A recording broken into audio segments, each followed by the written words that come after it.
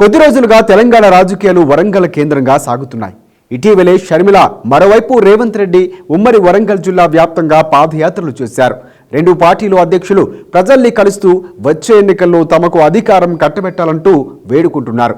ఈ నేపథ్యంలోనే BRS party KCR పై ముఖ్యంగా స్థానిక అధికార పార్టీ ఎమ్మెల్యేలపై విమర్శలతో విరుచుకుపడ్డారు. స్థానికంగా ఉన్న సమస్యలను ప్రస్తావిస్తూనే అధికార పార్టీ ఎమ్మెల్యేలు ఎందుకు సమస్యలు తీర్చడం లేదంటూ ప్రశ్నల వర్షం గుప్పించారు. సంక్షేమ పథకాలు పేద బడుగు బలహీన వర్గాలకు అందాలంటే తమకు అధికారం అప్పజెప్పాలంటూ ప్రజలు వేడుకుంటున్నారు.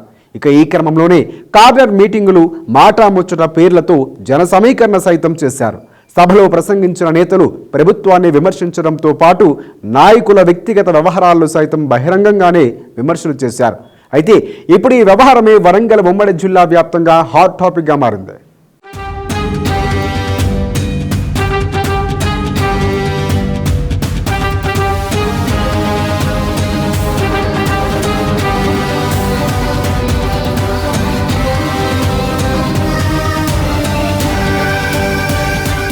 మంత్రి ఎర్రబెల్లిపై రేవంత్ ఫైర్. దయాకర్ అవినీతి చేస్తున్నారని ఆరోపణ. టీడీపీని ఎర్రబెల్లి మోసం చేశారు. 2014లో కేసీఆర్ ని సీఎం చేసేందుకు పని చేశారు. కేసీఆర్ కిడ్నీలు కూడా ఎర్రబెల్లి అమ్ముతారు. సిట్టింగ్లను మార్చాలన్న ఎర్రబెల్లి. వ్యూహాత్మకంగా ఎర్రబెల్లి అడుగులు.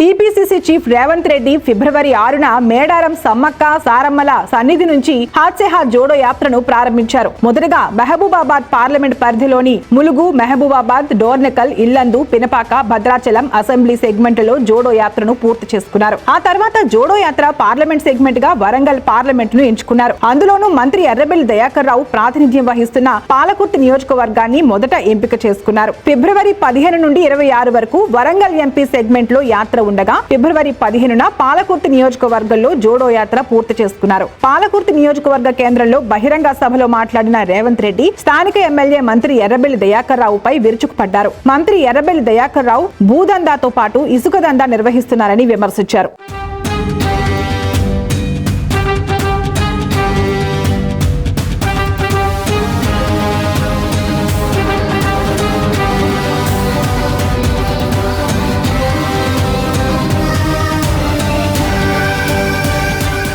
సంక్షేమ పథకాల అమలులో ప్రభుత్వ వైఫల్యాన్ని ఎండగడుతూనే మంత్రి ఎర్రబెల్లి దయాకర్ రావు నియోజకవర్గానికి ఎలాంటి అభివృద్ధి చేయలేదని, అలాంటి వ్యక్తికి మళ్లీ అవకాశం ఇవ్వొద్దు అంటూ ప్రజలకు పిలుపునిచ్చారు. పాలకుర్తి సభలో రేవంత్ రెడ్డి మంత్రి ఎర్రబెల్లి దయాకర్ రావుపై ఘాటు వ్యాఖ్యలతో విరుచుకుపడ్డారు. రాజకీయ జన్మనిచ్చిన తెలుగుదేశం పార్టీని చంద్రబాబును మోసం చేసి పార్టీ జెండాను తెలంగాణలో లేకుండా చేశారని విమర్శించారు. కోవర్ట్ రాజకీయాలు చేస్తూ 2014 ఎన్నికల్లో టీడీపీని నాశనం చేసి కేసీఆర్ ను సీఎం చేయడానికి దయాకర్ రావే సహకరించారు.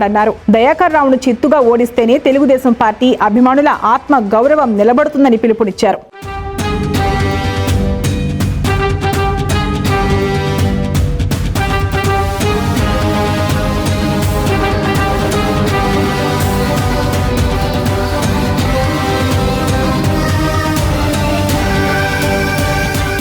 అంతటితో ఆగకుండా ఎర్రబెల్లి దయాకర్ రావును నమ్మితే తప్పకుండా మోసం చేస్తారని, బంధువులనే రాజకీయాల నుంచి తప్పించిన ఎర్రబెల్లికి ఎవరూ అతీతం కాదని కేసీఆర్ జాగ్రత్త అంటూ హెచ్చరించారు. అన్ని చేసిన చంద్రబాబునే ముంచిన దయాకర్ రావు భవిష్యత్తులో కేసీఆర్ కిడ్నీలను కూడా ఎత్తుకెళ్తాడని ఎద్దేవా చేశారు. అయితే రేవంత్ రెడ్డి మంత్రి ఎర్రబెల్లిపై చేసిన వ్యాఖ్యలు వరంగల్ ఉమ్మడి జిల్లాలో తీవ్ర దుమారమే రేపుతున్నాయి. మంత్రి ఎర్రబెల్లి రాజకీయ నేపథ్యంపై రేవంత్ రెడ్డి చేసిన ఈ వ్యాఖ్యలు పలు విమర్శలకు దారితీస్తున్నాయి. రాజకీయ విశ్లేషకులు మాత్రం రేవంత్ రెడ్డి చేసిన వ్యాఖ్యలు ఎర్రబెల్లి డిఫెన్స్ లో పడేసినట్లు చెబుతున్నారు.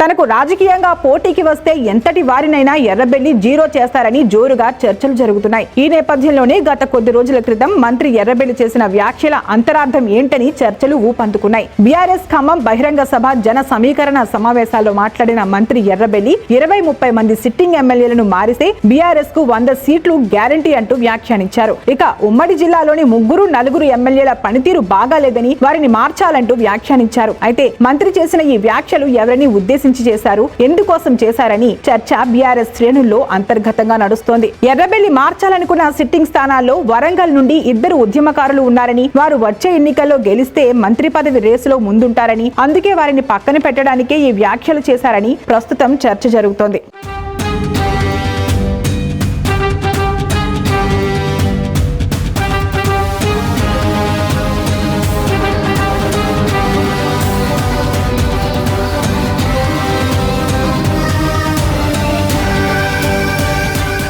మరో 2 సిట్టింగ్ ఎమ్మెల్యేలు సైతం వచ్చే ఎన్నికల్లో గెలిస్తే సామాజిక సమీకరణాల నేపథ్యంలో మంత్రి పదవికి పోటీ పడనున్నారని, అందుకే 4 సిట్టింగ్ స్థానాలను మార్చాలని ఎర్రబెల్లి భావిస్తున్నారని చర్చలు నడుస్తున్నాయి. ఒకే జిల్లా నుండి 2 మంత్రి పదవులు కష్టం కాబట్టి తన మంత్రి పదవికే ఎసరొస్తుందని వ్యూహాత్మకంగానే మంత్రి వ్యవహరించారని టాక్ నడుస్తోంది. అయితే ఈ వ్యాఖ్యలను మంత్రి ఎర్రబెల్లితో సీఎం కేసీఆర్ కావాలనే చేయించారని మరికొంతమంది భావిస్తున్నారు. వచ్చే ఎన్నికల్లో విజయం సాధిస్తే మంత్రి పదవికి పోటీలో ముందుండడమే కాకుండా మంత్రి పదవి ఇవ్వకుంటే అసమ్మతులుగా మారి పార్టీకి నష్టం చేకూరుస్తారనే ఉద్దేశంతోనే వారిని కార్నర్ చేయడానికి కేసీఆర్ ఎర్రబెల్లితో ఆ వ్యాఖ్యలను చేయించినట్లుగా చర్చ నడుస్తోంది.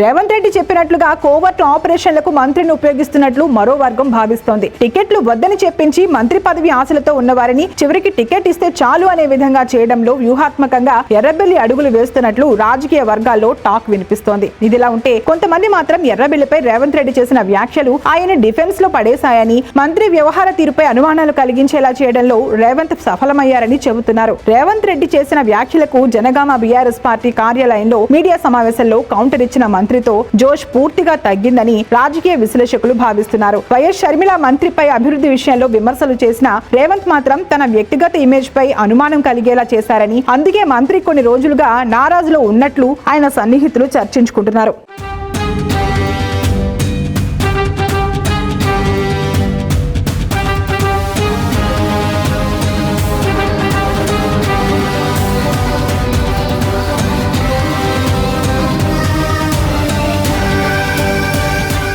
మరోవైపు ఎర్రబెల్లి చేసిన వ్యాఖ్యలు తమను సైడ్ చేయడానికే అనే అనుమానాలు వ్యక్తం చేస్తున్నారట వరంగల్ జిల్లాలోని బీఆర్ఎస్ ఎమ్మెల్యేలు. రేవంత్ రెడ్డి చెప్పినట్లే ఎర్రబెల్లి కొంతమంది ఎమ్మెల్యేలకు చెక్ పెట్టడానికి వ్యూహంతో ఉన్నట్లు గుసగుసలాడుకుంటున్నారట. ఇక నుంచి మంత్రితో మరింత జాగ్రత్తగా ఉండాలని తమ సన్నిహితుల వద్ద వాపోతున్నారట. మొత్తానికి రేవంత్ రెడ్డి ఎర్రబెల్లిపై చేసిన వ్యాఖ్యలు కార్యకర్తలనే కాదు, ఇన్ని రోజులు తనతో సన్నిహితంగా ఉన్న ఎమ్మెల్యేలను సైతం ఆలోచనలో పడేశాయనే చర్చ మాత్రం జోరుగా నడుస్తుంది. ఎర్రబెల్లితో ఆచితూచి వ్యవహరించాలనే రేవంత్ రెడ్డి చేసిన హెచ్చరికలపైనే అందరూ నేతలు దృష్టి పెట్టారట. అయితే మంత్రి ఎర్రబెల్లి రేవంత్ వ్యవహారంలో కావాలనే డిఫెన్స్ చేస్తున్నారా లేక సరైన సమయం కోసం వేచి చూస్తున్నారా అనేది మాత్రం $1 మిలియన్ ప్రశ్న.